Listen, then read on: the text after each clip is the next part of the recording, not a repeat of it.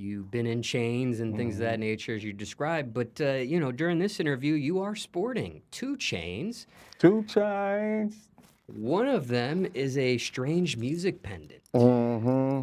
Okay, and that particular piece is what I want to ask you about here. Do you remember how you received this? Yeah, man. I'm standing on stage at Red Rocks where Michael Jackson and the Beatles have performed. Elvis Presley on this prestigious stage. Just finished doing a song with Tech Nine, and I'm about to walk off the stage, and he was like, "Man, come on back." And I'm like, "Uh-oh." And he's like, "What is he? Is he as dope? Do y'all think he's as dope as I do?" Crowd goes crazy. And the technicians are just the dopest people ever. This particular fan base is some dope people. And so crowd goes crazy. Trav comes out of the cut and he takes the chain off his neck and puts it on mine in front of all these people, and they go crazy.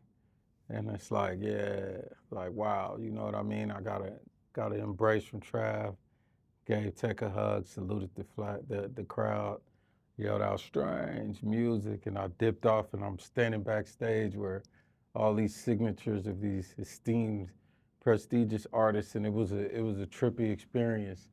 And that's one of those at the end of the movie, like where do you end? Because that was my big problem with my book and my documentary was where does this story end? And for a long time, I felt like I didn't have an ending. It was like I got off parole, but it's like nah. But Red Rocks, that was my first, like this is a happy ending. And then I had my babies after that. I had Honore was born in January of 23. Amir was born in June of 24. And so now I got too many endings. And I was like, where do I wrap it up? But yeah, that was a beautiful experience. Got my chain at Red Rocks in front of 10,000 people, man. And technically speaking, behind the scenes, did you receive this chain before or after signing on that dotted line? Um, I got Trav had been walking around with my chain in his backpack, and he just got sick of it. He was like, "Man, take this thing," and he gave me my chain like right before we dipped out. So I got my chain in April. I signed my contract in March. I got my chain in April, and they made the announcement in May. So, was this necklace here a total surprise, or you knew this was coming at some point? Um, I think it was a surprise, definitely a surprise. When Trav took that out that backpack, that was a surprise. I didn't know he was about to do that.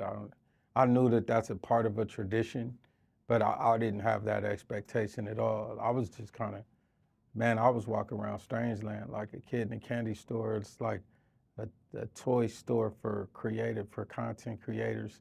And so being an artist in that environment, I was just filled with joy and hope and optimism. And so for him to pull that chain out was a dope day, man. That was definitely a surprise. So, just for clarification, the chain that was donned on you during Red Rocks, that was actually Travis, and he gets it back at some point, and then he gives you your own strange music chain, which is the one you're wearing during this interview? I actually had my chain and I gave it to Trav. So I had the chain, and then sometime in the course of that day, I gave Trav my chain. He got my chain back. And so we went through the course of the day, and he put my chain on. We call it the chaining. And I got chained up later that night. Got it. And what does this pendant mean to you at this point? I think it's a I know you this described the is a happy ending and so on and so forth, but didn't know if it was yeah, any man. further than that. Yeah, this is a statement of my accomplishments, man. Everybody hasn't had one of these. It's a lot of people who would like to have one of these. A lot of machinations and efforts and a lot of blood, sweat, and tears for people trying to get some of these. And I think I think Trav's statement to me that he didn't like Trav got a good heart. If you don't know that and you can't perceive it, you just wouldn't be aware. Yeah, I watched Trav the first time I peeped his heart. Some kids came outside. He had a McLaren outside, and some kids popped up, and he jumped up and ran outside, and spent about like 40 minutes opening the car up, letting the kid get in the car, taking pictures for him and his father. And I'm standing here watching like this inner child come out of him where he just has so much fun letting that kid enjoy the car. And I actually got some footage of that because I was just tripping off of like, man, this dude, like that was a sincere moment, unrelated to business or whatever we was even talking about. He just got up and went out there and engaged with that child, which is something I would have done.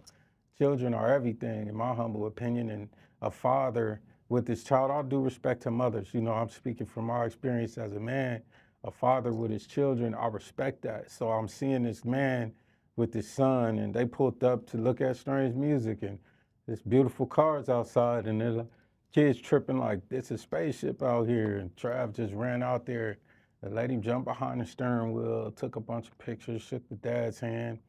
And I'm like, man, this dude got a good heart. You know what I mean? And so it's a bunch of other moments I've had like that where I've seen, but Trav felt like what I went through in my experience with my incarceration was an injustice. And he didn't like that. He was offended that, like, man, they used your lyrics against you. Like, and it's not real. They like edited your song to make it say something like that. They changed the name of your song. Like, man, that really happened. And wrapping his brain around it, it pissed him off. And he felt like, man, you know what? We're going to speed this process up and get you where you need to be, because he felt like I suffered an injustice. And I honor that, when it come to him. I really appreciate that. And, my relationship with Tech is like a nurturer. Trav is more of a disciplinarian. And so Tech is someone who's fortified and nurtured my creative aspirations, my life as a human being, advice as a father and what I'm experiencing in my family, like encouragement to do that the right way, a great example to have. And I think I just ended up with the perfect balance between the two of them, of having that nurturing and that discipline, where you pretty much know what to expect with great consistency.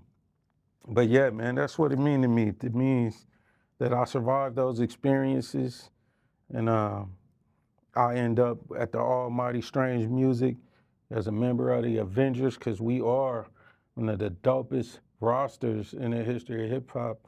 If you say, I got a song in my phone right now, Blow Your Mind, that's about to happen. They got the fully formed Avengers on it. And you're going to get a video for that too. That's a sneak peek for y'all who didn't know. And everybody on that song got one of these. Everybody. And it's going to be a big deal coming up here in a minute when that drops. So it's a significant accomplishment. I'm proud of it. I feel like, that experience at Red Rocks was the artistic equivalent of winning a Super Bowl. I won a Super Bowl that year. And I'm definitely Gold Jacket Hall of Famer. And I got a Super Bowl ring, man. This is a Super Bowl ring. That's a Super Bowl ring right there.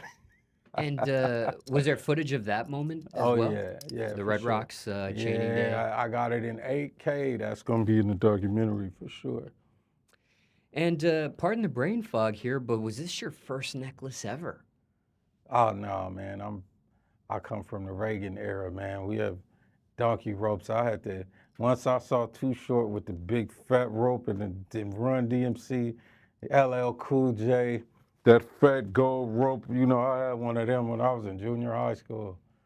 Man, Well, in this case, was this the first chain someone ever gifted you? no. When I first came home, I come from a specific kind of tradition. So when I first came home, there were some very specific kind of men who were proud of me for a multitude of reasons. I took a lot of, I took a lot of unnecessary conjecture in exchange for silence, and that was appreciated by very specific kind of people. So when I came home, I got gifted watches and chains and brand new foreign car, like for free, like $100-something thousand worth of trinkets and vehicle and all of that, just off of respect for what my experience was, and definitely grateful to that. So yeah, I got all kind of pieces that were gifted to me by people who just respected how I did my time and came home and what I was up to with my life and felt like I deserved it. So they hooked me up. Now, we'll talk about the other chain in a second around your neck, but just a last question here about this particular piece, or second to last question. Do people treat you different since you have received this strange music piece? When people see that logo on your chest, have you noticed a Huh. difference maybe than how you were treated prior to not having this chain? I don't know, man. I feel like all of that depends on where you are in the country. You know what I mean? If I travel too far west, it's a different experience. Food is free, all of those type of things. I move around Kansas City, food is free. It's a lot of love in the Midwest, in the South, everywhere really. So the chain, I think, enhanced something that I already possessed of my own.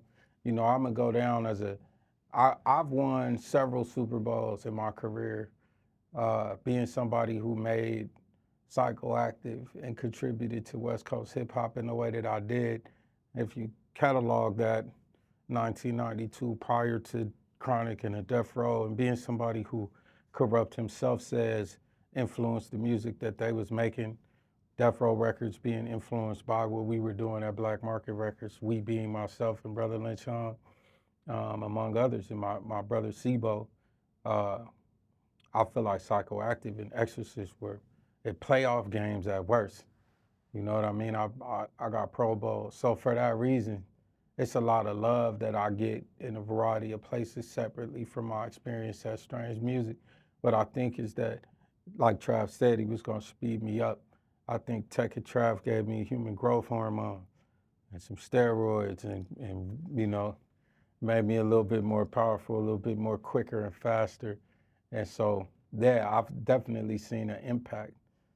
Uh, And then, can you explain the second chain around your neck?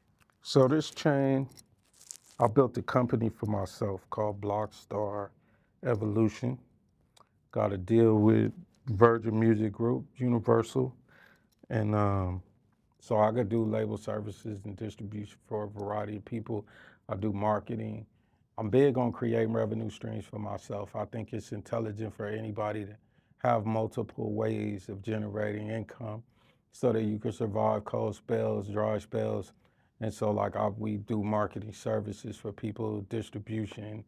I got artists that we take care of their labels. We do everything that they need, playlisting services, things like that. So this chain I actually got for myself.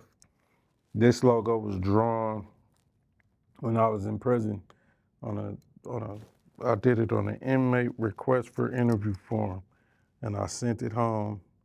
And my boy Low Key designed this, and this has been my logo since like 2005. And so this chain was a gift to myself, you know, for being able to receive this one, really. So these happened like about 2 weeks apart.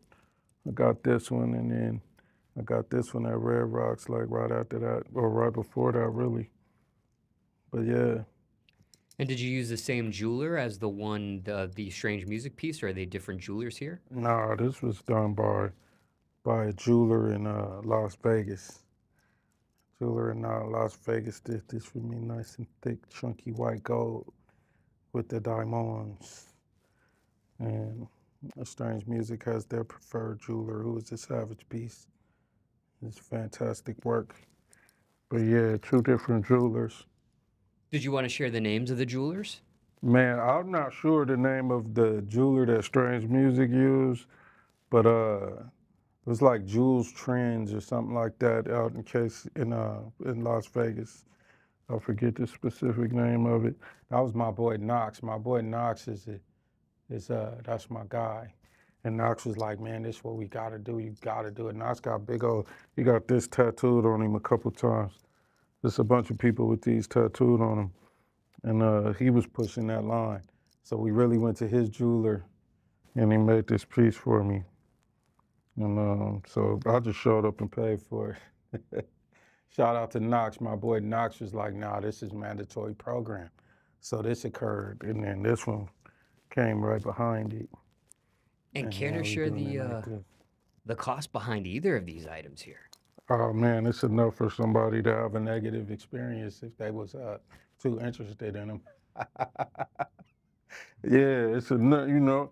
But here you go, it's my 401k, homie. That's my retirement plan.